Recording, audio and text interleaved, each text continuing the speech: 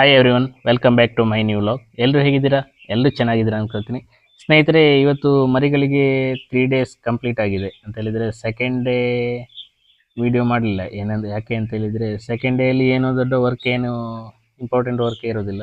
Second day, third day ಯಾಕೆ ಅಂತ ಹೇಳಿದರೆ ಫಸ್ಟ್ ಡೇಯಿಂದ ನಾವು ಮೆಡಿಷನನ್ನು ಸ್ಟಾರ್ಟ್ ಮಾಡಿರುವ ಕಾರಣ ಸೇಮ್ ಮೆಡಿಷನು 3 ಡೇಸ್ ವರ್ಕ್ ಆಗ್ತದೆ.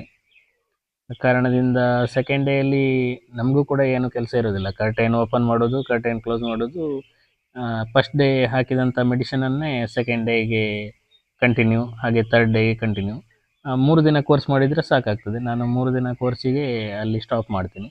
ಹಾಗೆ 4ನೇ ದಿನ 5ನೇ ದಿನ ಕೂಡ ತುಂಬ ದೊಡ್ಡ ಏನು ಕೆಲಸ ಇರೋದಿಲ್ಲ. ಅದೇ ಜಾಗದಲ್ಲಿ ಮರಿಗಳಿಗೆ ಬೇಕಾಗಿರುವಂಥ ಸ್ಪೇಸನ್ನು ನಾನು ಫಸ್ಟ್ ಡೇಯಲ್ಲೇ ಕೊಟ್ಟಿರುವ ಕಾರಣ ತುಂಬ ದೊಡ್ಡ ಏನು ಕೆಲಸ ಇರೋದಿಲ್ಲ. ಇನ್ನು ನಾನು ಮರಿಗಳಿಗೆ ಸ್ಪೇಸ್ ಕೊಡೋದು 5-6 ದಿನದ ನಂತರ.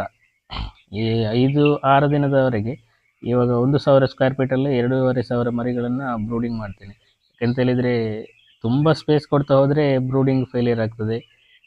ಮರಿಗಳಿಗೆ ಬೇಕಾಗಿರತಕ್ಕಂಥ ಶಾಖ ನಮಗೆ ಕೊಡಲಿಕ್ಕೆ ಕಷ್ಟ ಆಗ್ತದೆ. ಜಾಗ ತುಂಬ ದೊಡ್ಡದನ್ನು ಮಾಡ್ತಾ ಹೋದಾಗ ಅಲ್ಲಿ ನಮಗೆ ಹೀಟನ್ನು ಮ್ಯಾನೇಜ್ ಮಾಡಲಿಕ್ಕೆ ತುಂಬ ಕಷ್ಟ ಆಗ್ತದೆ. ಆ ಕಾರಣದಿಂದ ಒಂದು ಮಿನಿಮಮ್ ಜಾಗದಲ್ಲೇ ನಾವು ಬ್ರೂಡಿಂಗನ್ನು ಮಾಡಬೇಕಾಗ್ತದೆ.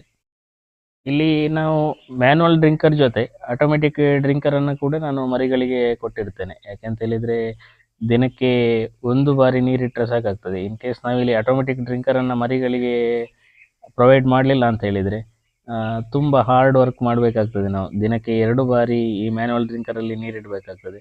ಆ ಕಾರಣದಿಂದ ಆಟೋಮೆಟಿಕ್ ಡ್ರಿಂಕರನ್ನು ಕೂಡ ಇಲ್ಲಿ ಮಧ್ಯ ಮಧ್ಯ ಎಷ್ಟು ಸಿಗ್ತದೆ ಆ ಸ್ಪೇಸಲ್ಲಿ ಅಷ್ಟು ಡ್ರಿಂಕರನ್ನು ನಾನು ಈ ರೀತಿ ಮರಿಗಳಿಗೆ ಕೊಟ್ಟಿರ್ತೇನೆ.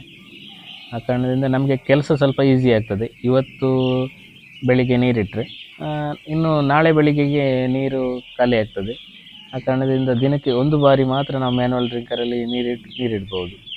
ಆ ಕಾರಣದಿಂದ ಆಟೋಮೆಟಿಕ್ ಡ್ರಿಂಕರನ್ನು ಕೂಡ ಮಧ್ಯೆ ಕೊಟ್ಬಿಟ್ರೆ ಅದರಲ್ಲಿ ನೀರು ಕುಡಿತದೆ. ಹೀಗೆ ಮ್ಯಾನ್ಯುವಲ್ ಡ್ರಿಂಕರಲ್ಲಿ ಕೂಡ ನೀರು ಕುಡಿಯೋದ್ರಿಂದ ಈಕ್ವಲ್ ಆಗಿ ಖಾಲಿ ಆಗ್ತಾ ಹೋಗ್ತದೆ. ಇಲ್ಲ ಅಂತ ಹೇಳಿದರೆ ಮ್ಯಾನ್ಯುವಲ್ ಡ್ರಿಂಕರಲ್ಲಿ ಬೇಗ ನೀರು ಖಾಲಿ ಆಗ್ತದೆ. ದಿನಕ್ಕೆ 2 ಬಾರಿ ನೀರಿಡುವ ಕೆಲಸ ನಮಗೆ ಆಗ್ತದೆ. ಆ ಕಾರಣದಿಂದ ಆಟೋಮೆಟಿಕ್ ಡ್ರಿಂಕರನ್ನು ಫಸ್ಟಿಗೆ ಕೊಟ್ಬಿಡ್ಬೋದು. ಇಲ್ಲಿ ನನ್ನಲ್ಲಿ ಇರತಕ್ಕಂಥ ಆಟೋಮೆಟಿಕ್ ಡ್ರಿಂಕರನ್ನು ನೆಲದ ಮೇಲೆ ಡೈರೆಕ್ಟ್ ಇಡ್ಬೋದು. ನೆಲದ ಮೇಲೆ ಇಟ್ಟರೂ ಕೂಡ ನೀರು ಹೊರಗೆ ಹೋಗೋದಿಲ್ಲ. ಆ ಕಾರಣದಿಂದ ಫಸ್ಟ್ ಡೇ ಕೂಡ ಈ ಆಟೋಮೆಟಿಕ್ ಡ್ರಿಂಕರನ್ನು ನಾವು ಮರಿಗಳಿಗೆ ಪ್ರೊವೈಡ್ ಮಾಡೋದು. ಕೆಲವೊಂದು ಕಂಪನಿಯ ಡ್ರಿಂಕರ್ಗಳು ಮರಿಗಳಿಗೆ ಫಸ್ಟ್ ಡೇನೇ ಕೊಡಲಿಕ್ಕೆ ಕಷ್ಟ ಆಗ್ತದೆ. ಒಂದು 3 ಅಥವಾ 4 ದಿನದ ನಂತರ ಕೊಡ್ಬೋದು.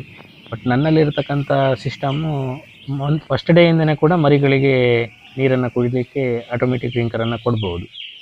ಇದೇ ನನ್ನಲ್ಲಿರ್ತಕ್ಕಂಥ ಡ್ರಿಂಕನ್ನು ಒಂದು ಸಪ್ರೇಟ್ ವಿಡಿಯೋ ಬೇಕಾದರೆ ಕೇಳಿ ಕಮೆಂಟ್ ಬಾಕ್ಸಲ್ಲಿ. ನಾನು ಯಾರಿಗಾದರೂ ಬೇಕಾದರೆ ಇದರದ್ದು ಸಪ್ರೇಟ್ ಒಂದು ವಿಡಿಯೋ ಮಾಡಿ ತಿಳಿಸಿಕೊಡೋ ಪ್ರಯತ್ನ ಮಾಡ್ತೇನೆ.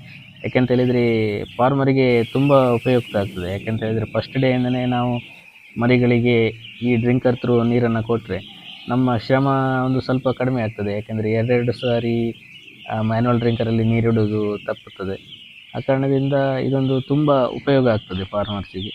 ಇಲ್ಲ ಅಂತ ಹೇಳಿದರೆ ಈ ಡ್ರಿಂಕರನ್ನೇ ಕೂಡ ಜಾಸ್ತಿ ಮಾಡಿಕೊಂಡು ಮ್ಯಾನ್ಯುವಲ್ ಡ್ರಿಂಕರ್ ಫಸ್ಟ್ ಡೇ 0 ಡೇಗೆ ಮಾತ್ರ ನೀರನ್ನು ಕೊಟ್ಟು ಫಸ್ಟ್ ಡೇಯಿಂದನೇ ಆಟೋಮೆಟಿಕ್ ಡ್ರಿಂಕರ್ ಥ್ರೂ ನೀರು ಕೊಡುವ ರೀತಿ ಮಾಡ್ಬೋದು. ಸ್ನೇಹಿತರೆ, ಇದಿಷ್ಟು ಮರಿಗಳ ಸೆಕೆಂಡ್ ಹಾಗೂ ಥರ್ಡ್ ಡೇಯ ವಿಡಿಯೋ.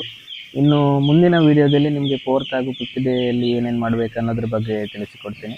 ಹಾಗೆ ಈ ವಿಡಿಯೋ ನಿಮಗೆ ಇಷ್ಟವಾದರೆ ದಯವಿಟ್ಟು ಲೈಕ್ ಮಾಡಿ, ಶೇರ್ ಮಾಡಿ, ಹಾಗೆ ನಿಮ್ಮ ಅನಿಸಿಕೆಗಳನ್ನು ಕಮೆಂಟ್ ಮೂಲಕ ನನಗೆ ತಿಳಿಸಿ ಅಂತ ಹೇಳ್ತಾ ಮುಂದಿನ ಮತ್ತೊಂದು ವಿಡಿಯೋದಲ್ಲಿ ಭೇಟಿಯಾಗೋಣ. ಎಲ್ಲರಿಗೂ ಧನ್ಯವಾದಗಳು.